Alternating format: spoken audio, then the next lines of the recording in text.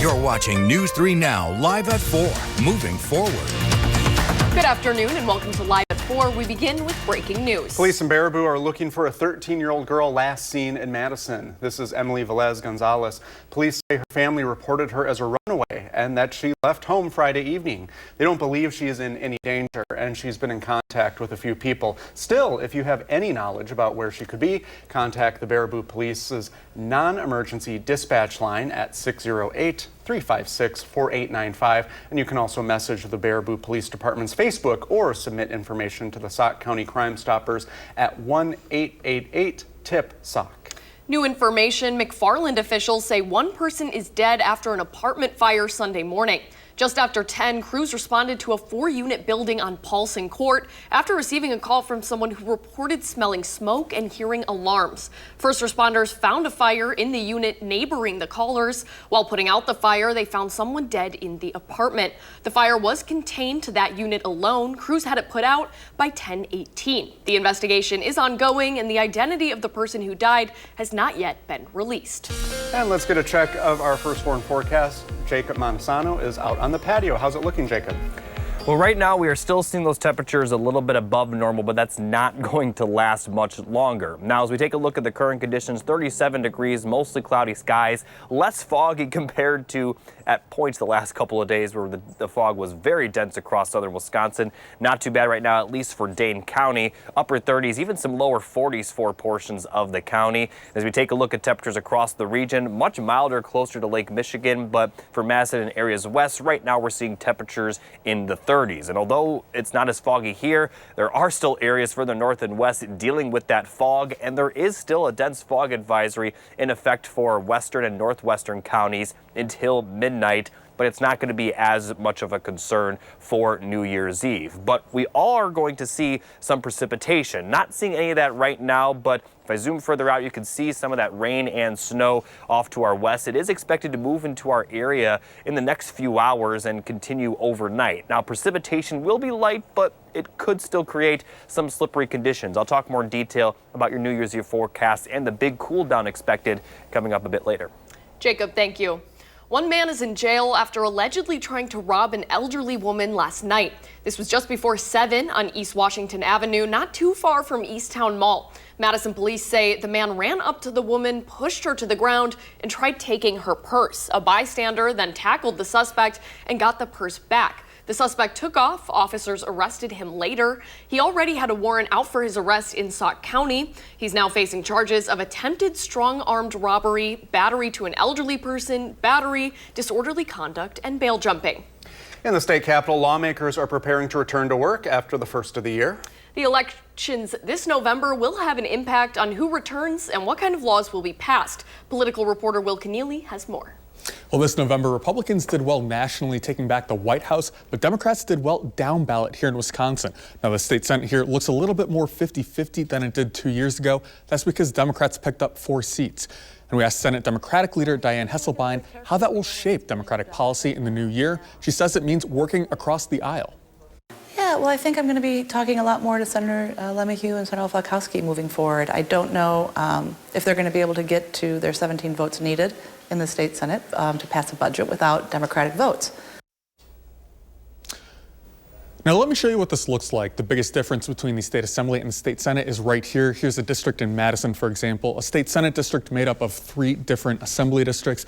Now that means 3 times the number of people that a state senator represents compared to an assembly rep. It means 3 times the voting power as well. Now you may not think that means much, but when you look at the margin in the state senate, that means you only need 2 senators to flip, and then Democrats are then in the driver's seat. It means we'll see a lot of attention drawn to each of those individual senators in the new year. Well, thank you. Well, for many of us, New Year's Eve involves a long night of celebrations and possibly drinks. That can be isolating and sometimes dangerous for those recovering from alcohol or substance use disorder. Armand Rahman spoke to experts on how everyone can ring in the new year safely. Maddie, Brady, a toast of champagne is synonymous with most New Year's celebrations, but experts say they don't have to be. Surrounding yourself with people who support your sobriety is important. And if you are going out with friends who do drink, be aware that bars do like to hand out free champagne the closer you get to New Year's. From my standpoint, the thing that you have to do is have a plan. You got to have a plan before you get together with those people. And what I mean by that is, you know that you're really trying hard to not drink, really trying hard not to use. So the goal is to go in with the idea of that's what your goal is that you're not going to do that today. Non-alcoholic beverages like mocktails, NA beers, and wines may seem like a very easy idea, but Dr. Christopher Harkins says to be careful. They're made to taste a lot like their alcoholic alternatives and can be a trigger. But what can you do if you want to include a friend who's trying to get on the wagon, or alternatives to going out with everyone? I have more from a peer support specialist tonight at 5. Armand, thank you. On Wednesday, Metro will reduce its services for the holiday. Routes A through H, J, L, O, P, R, and S will follow Sunday schedules. Route 80 will operate on a weekend recess schedule, and routes 81 through 84 will not be in operation.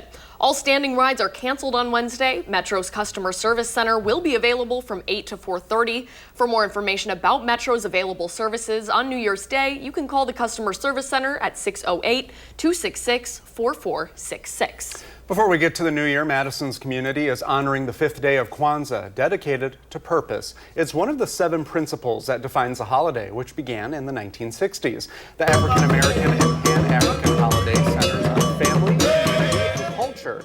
The celebration includes feasts, music, dance, and poetry. Tomorrow's principle is creativity. To learn more about the holiday and how the Madison community celebrates, just go to the story titled Celebrating Kwanzaa on channel3000.com. But it's not the only holiday happening right now. Today is the 6th day of Hanukkah. The 8-day Jewish celebration is referred to as the Festival of Lights.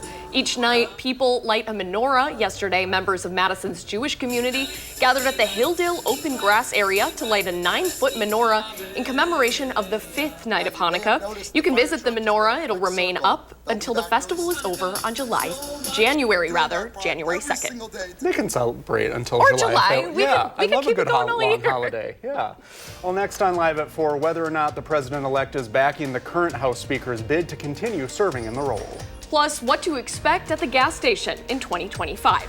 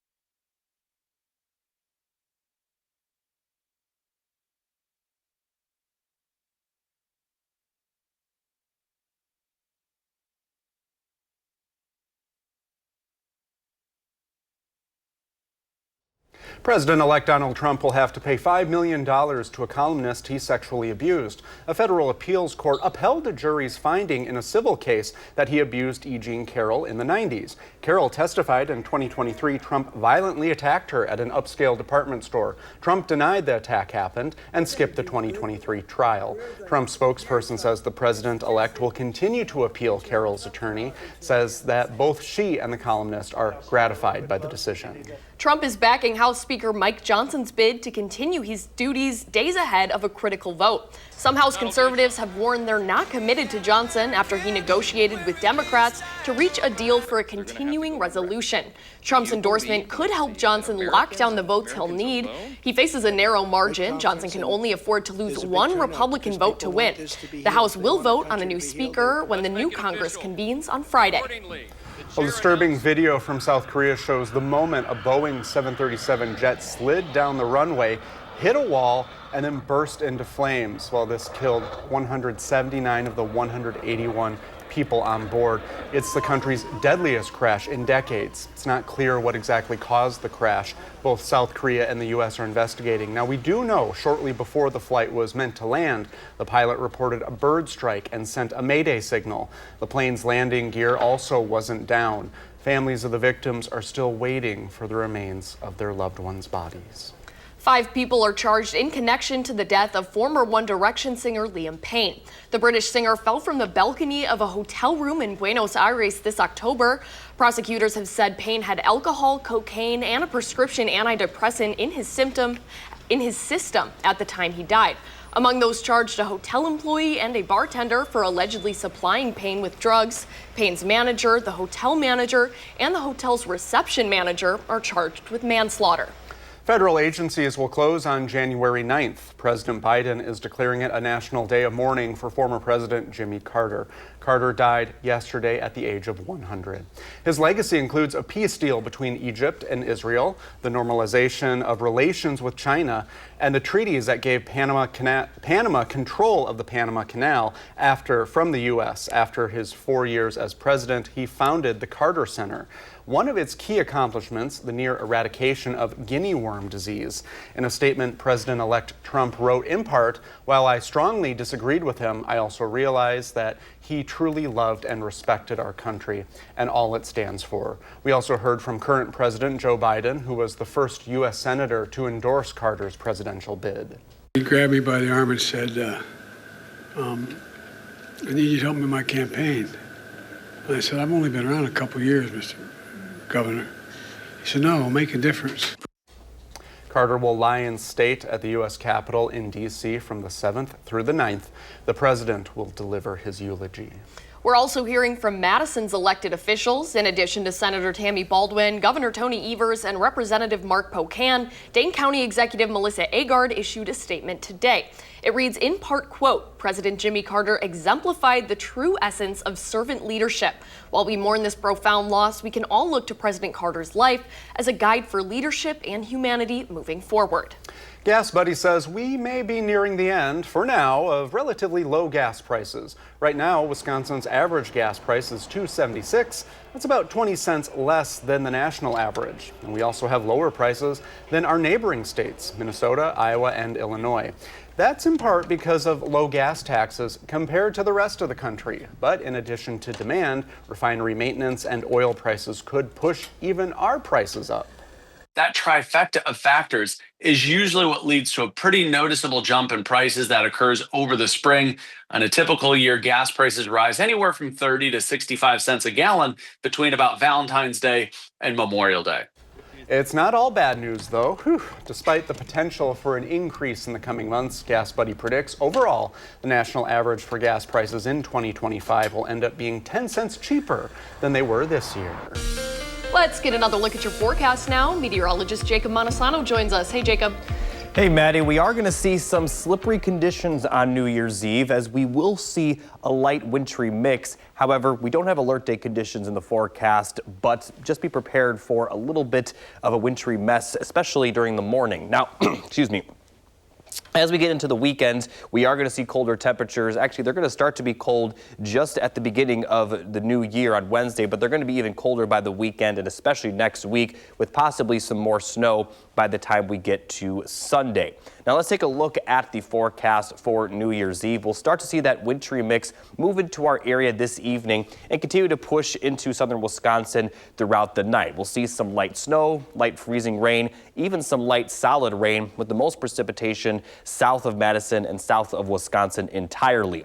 Now, this is going to continue into the morning, but once we get to the afternoon, the temperatures are going to drop a little bit, and that will allow pretty much all snow to occur, but the snow is still expected to be pretty light, and these light flurries may continue into around midnight for the new year, but then we are expecting mostly dry conditions by the time we get to Wednesday morning. Now, total snow accumulation is expected to be very minimal. Our entire area expected to see less than an inch, but because we're going to see a little bit of a wintry mix, not just snowfall, we could see some slippery road conditions throughout the day and overnight for New Year's Eve, so definitely take it easy out there. So let's recap the forecast. A light mix of snow, rain, and freezing rain early with all snow later in the day, but it will be in the form of flurries, very light. We'll have highs in the lower 30s during the day, then middle 20s by the time we get to midnight. Now, as we take a look at the upper air patterns, it does show that the cold temperatures will move in for the new year, but the coldest air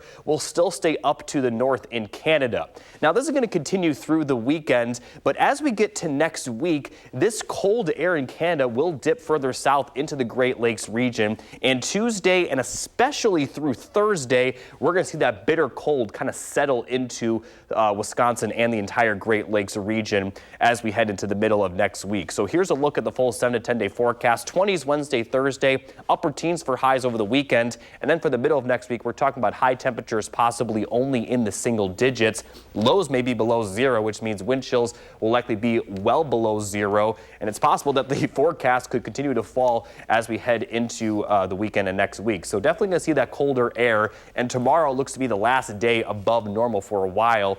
And ironically, they're going to start to drop below normal starting on Wednesday, which is the start of the new year. So definitely going to see a cold start to 2025. Thank you, Jacob.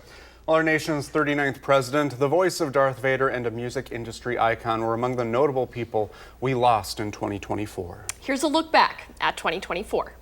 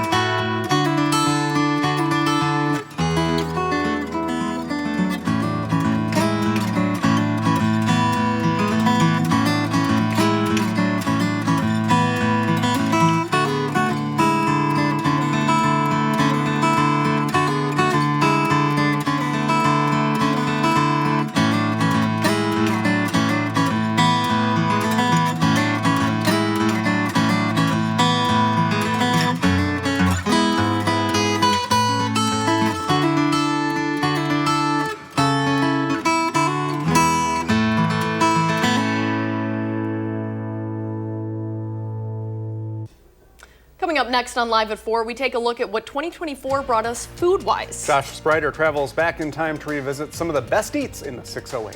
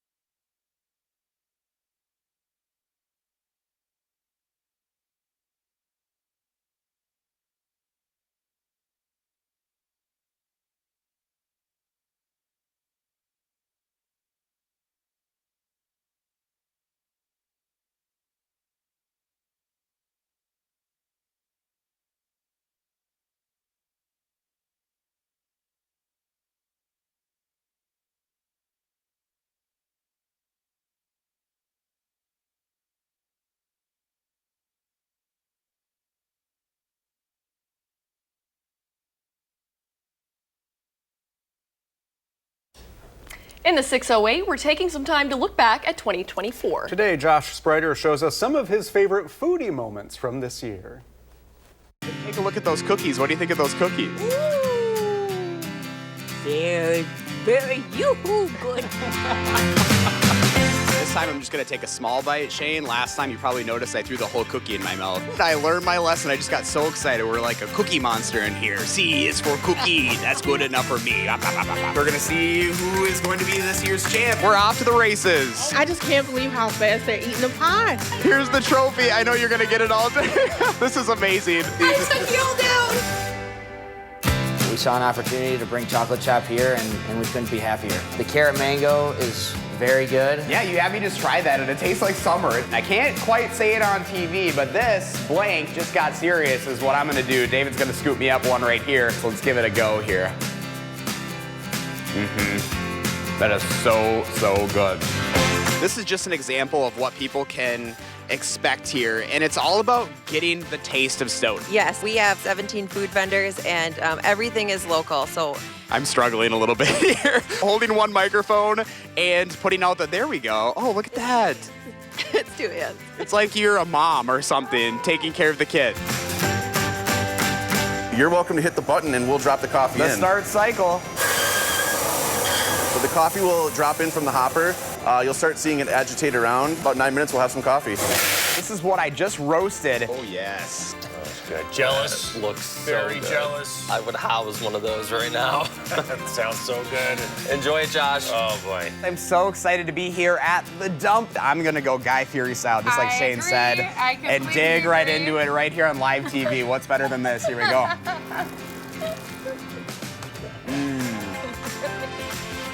The original cheese curds. You can never go wrong with those guys. Chris Stamper, what do you think of your cheese curd? That was funny. There it is. He said good hair. I want you all to know. He said good hair. The cheese curd does have some good hair.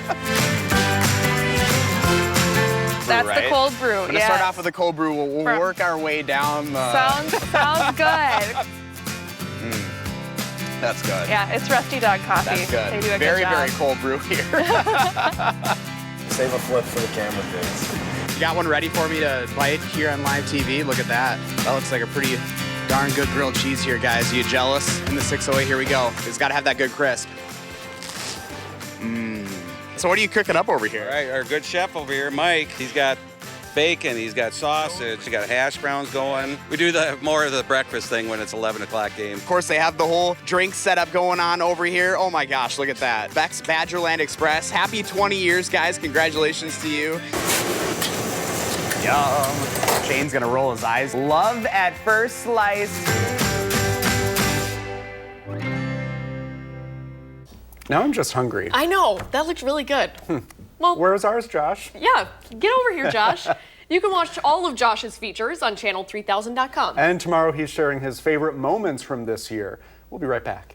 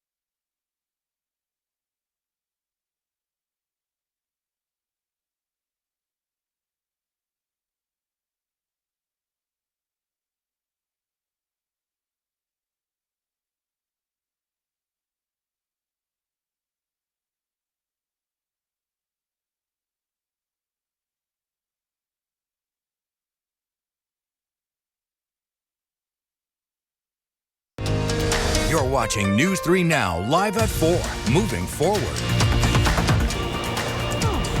Flag at half-staff. Yep, for former President Jimmy Carter. It's a pretty comfortable day out there, not too cold yet. It is. It feels really nice outside, actually, Yeah. but not for long, huh? Bum, bum, bum, a cold start to 2025. Jacob's on the patio.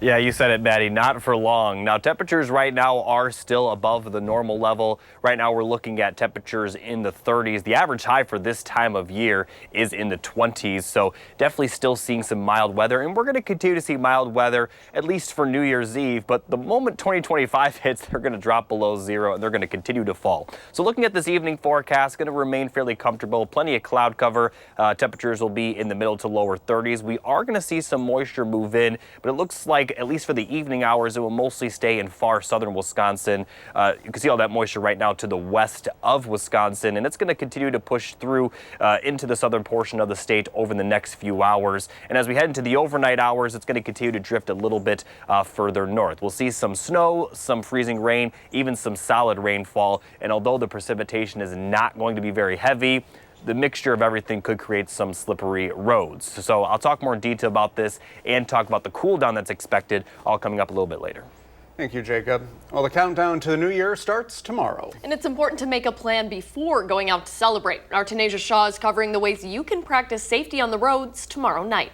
We want everyone to be safe, and we don't want people driving while they're under the influence, not only of alcohol, but also if people are using other substances, we don't want them behind the wheel either. Road safety is important every day. There have been 16 deadly crashes caused by an impaired driver in Dane County this year alone. The Madison Police Department wants to make sure that number doesn't increase on New Year's Eve. New Year's Eve is typically a pretty busy night, not just for, people that are driving while under the influence, but also we see an uptick in burglaries and bar fights and things of that nature as well. There will be extra officers on patrol for the holiday. There will be more law enforcement presence. We also know there's a lot of our local and state partners that are also out patrolling the area as well. Not only to crack down on reckless driving, but also to help with anything. We can always also do what we can to attempt to help them find a ride as well if it's needed. Reporting in Madison, Tanisha Shaw, News 3 Now.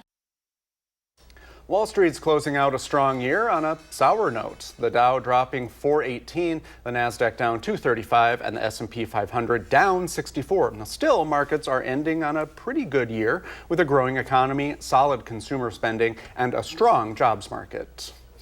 We're learning more about how the 39th President of the United States, Jimmy Carter, will be memorialized. Carter's funeral will be inside the Washington National Cathedral. His final resting place will be in Plains, Georgia, his birthplace. As the tributes to the former president continue to come in, we'd like to take a look at some of the connections he made with people right here in Madison.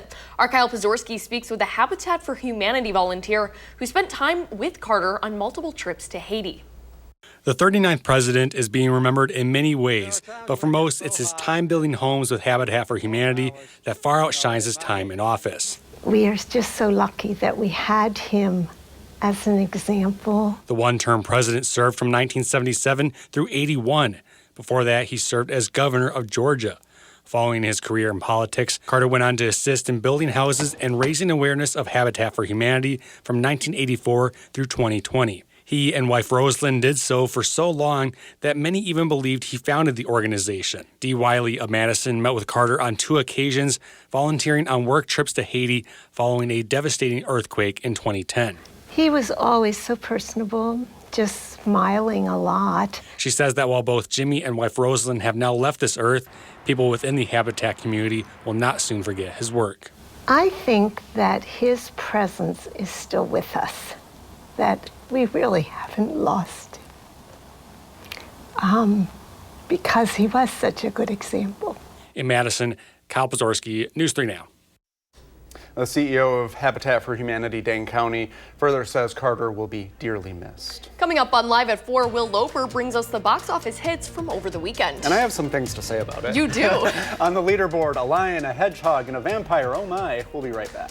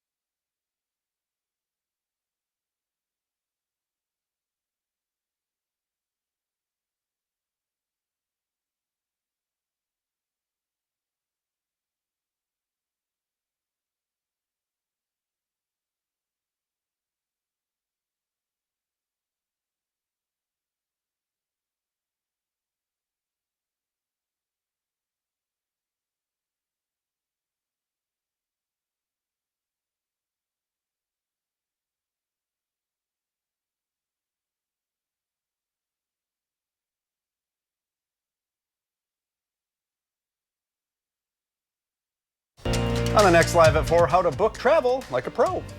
Booking doesn't have to be stressful or break the bank. With a few smart tips from Consumer Reports, you can save big and travel smarter.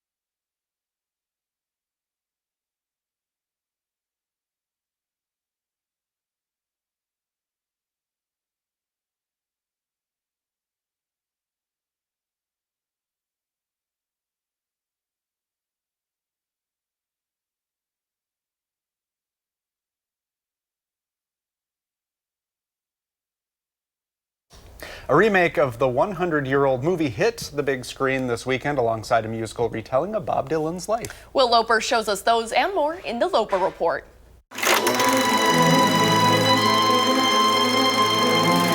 Hey, Brady and Maddie. It was Hedgehogs and Lions that led the weekend box office, with Sonic 3 and Mufasa winning first and second place. A little further behind, the new movie in theaters Nosferatu ended in third with 21 million. But is the movie worth sinking your teeth into?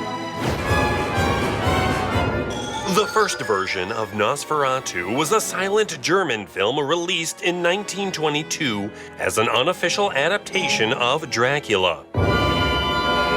Director Werner Herzog released his own version in 1979.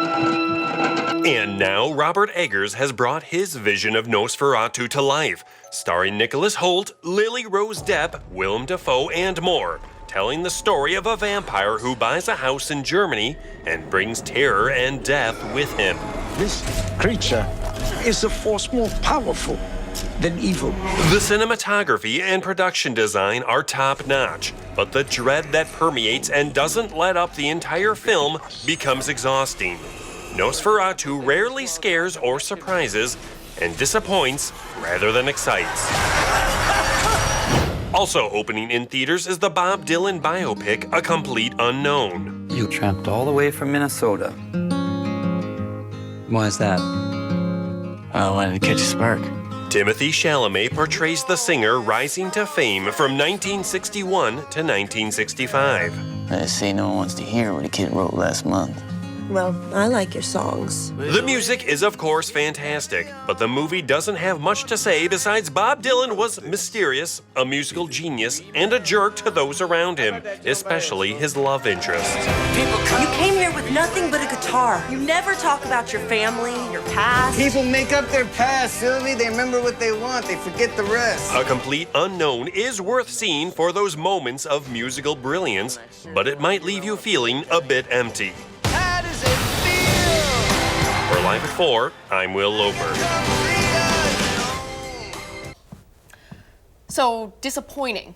Nosferatu, yeah, I Yes. agree with Will. Kind of a snooze. Appreciate all of the visual technicals. Hard to see because it's really dark in that movie, like visually dark, but... How are your eyes? I had to do this, and I think I nodded off for a little bit. But I'm excited to see the Bob Dylan movie. It happens to the best of us. I know. I'm getting older. Enjoy the Bob Dylan. Thank you. Later on Live at 4, 2024, a tumultuous year politically. What this year's election results mean for the years to come when we come back.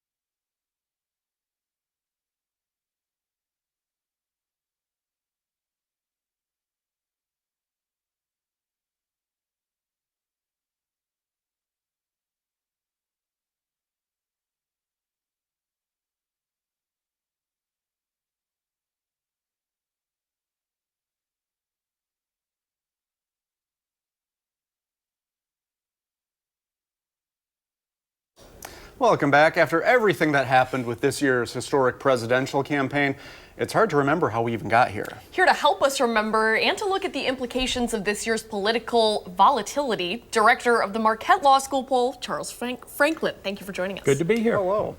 A lot of people are referring to what happened in the presidential election as a political realignment because of how diverse President-elect Trump's voters are. So what do we learn from that? Yeah, here in Wisconsin, we were the closest state. So it wasn't a clear signal one way or another here. But we do see some shifts in the electorate. We see non-white men in particular voting a little bit more for Trump this time. We saw really sort of the same alignment of cities versus suburbs versus rural areas with just a little bit of shifting between them. But over the longer haul, we have seen some shifts that are favoring Republicans more in the state. We'll see how that plays out in the Supreme Court election in a few months. And you've said not to discount how close it really was between Trump and Harris. Explain that a little bit more. Yeah, so Donald Trump won by 0.9 of a percentage point. Tammy Baldwin won the Senate race by 0.9 of a point. Across all 50 states, that was the closest presidential race. And to put it in longer perspective, this is the 5th election in Wisconsin decided by less than 1 point. All 5 of those have been decided since 2000. going all the way back to 1896. We've not had closer races than these 5 in the 21st century. So we remain just awfully closely divided, and the signals are very mixed. After moving in Trump's direction clearly in 16, there was only a little movement in 20 against him, and this year a little movement back in his favor. So I think we don't see any immediate signals that the political stalemate in the state is finished. Now everyone's wondering, where did the Democrats go wrong? And I've listened to a lot of podcasts. No one's really blaming Vice President Harris, but blaming the Democrats for maybe focusing on social progressive issues, not the economy. Do you think the Democratic Party will realign to a more moderate place? I think the party's going to have a hard time figuring this out, because there's certainly parts of the constituency that don't want to see that movement, or even say the problem is we're not progressive enough. So that's an argument within the party. But I do think that what we saw before the election in the polling here in the state and nationally is that the economy was the #1 issue, and it favored Donald Trump, and that Joe Biden was an unpopular president, seen as largely unsuccessful. Those are big problems for any party to overcome going into an election. I don't think it's Harris's fault, but any Democratic candidate would have inherited an unpopular Democratic president, negative views of the economy, and those things would have been a detriment no matter what. And you mentioned Tammy Baldwin. I want to go back to that for just a second. That race didn't look like it was going to be very close, and then, like you said, at the end, it tightened up and it was Wisconsin close. What happened there? Indeed. I think one of the things was Eric Hovde finally got to introduce himself to the public. During the spring, when we were focused on the Republican primary, and then over the summer, Biden dropping out, it was hard for the Senate race to break through.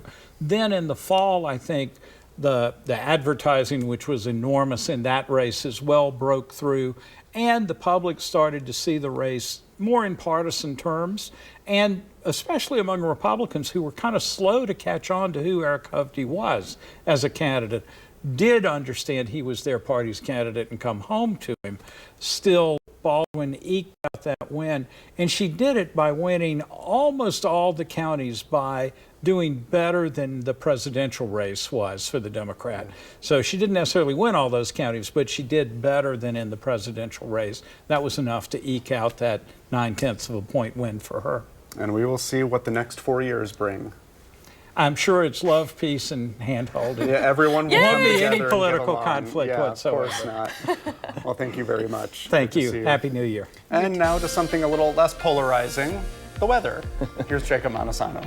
Yeah, but it is going to be very polarizing in terms of how much is going to change, at least in terms of temperatures, because we're going to stay above average for New Year's Eve, but then it's going to be well below that level for the weekend and next week. We also will see a little bit of a wintry mix on New Year's Eve with some snow next Sunday. So let's take a look at that wintry mix forecast. It will move in this evening and continue to move in overnight. Could see some light snow, some light freezing rain. Will definitely make roads slippery, but precipitation will be very light when it does fall. But then by the afternoon, temperatures will drop a little bit. We'll see mostly snow. Once again, going to be very light, but those flurries could continue until about midnight. But then we are going to be dry by New Year's Day during the morning hours. So to recap New Year's Eve, some light snow, light rain, and freezing rain early. Again, it could create some slippery roads despite the precipitation not being very heavy, with some flurries possible later in the day. Now, they're still going to be above average, temperatures will be, but then they're going to drop below average for New Year's Day and continue to fall for the weekend and next week. We're going to have high temperatures possibly in the single digits by the middle of next week.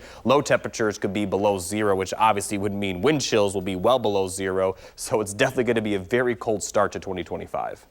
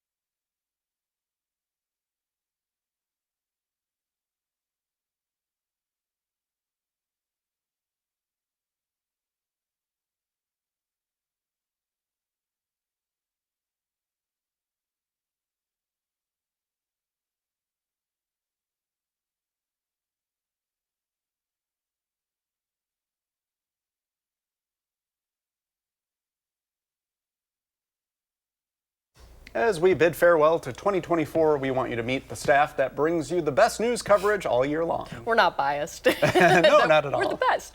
Here are the faces of News 3 Now, wishing you a Happy New Year.